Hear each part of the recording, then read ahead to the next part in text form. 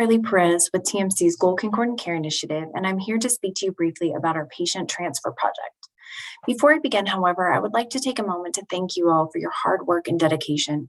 The past 2 to 3 years have been extremely challenging, so on behalf of the entire Goal Concordant Care team, thank you. Thank you for continuing to care for our patients each and every day within our community. Now, a little about our project. We often see patients who arrive to the emergency department without their healthcare directives. By healthcare directives, I'm referring to the living will, medical healthcare power of attorney, or the pre-hospital directive, also known as a do not resuscitate, which is a large focus of this project.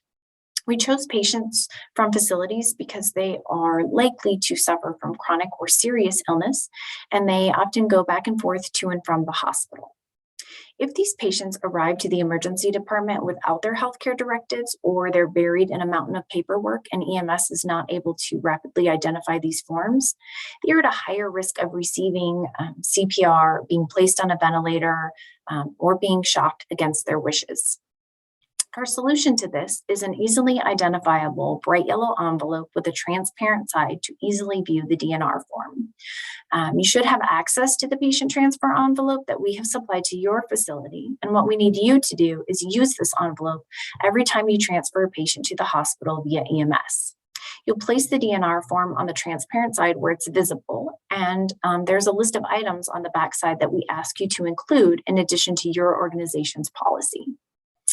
And we understand the concern that do not resuscitate forms don't always arrive back to your facility with the patient after they've been in the hospital. So we are working diligently to educate our staff on the importance of returning the forms, and we have also placed instructions on the envelope for them to do so.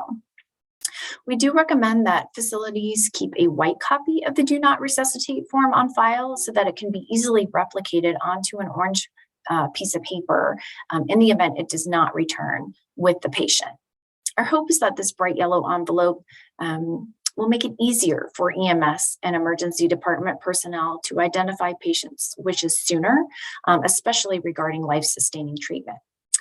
Please reach out to myself or my colleague, LaDon Sawyer, if you have any questions or concerns, or you'd like further education about advanced directives for your staff. I think I can speak for all of us when I say none of us want to see a patient receive the trauma of CPR or intubation, only to find out later that they were a do not resuscitate and denied the opportunity of peaceful death. Thank you so much for partnering with us on this very important project.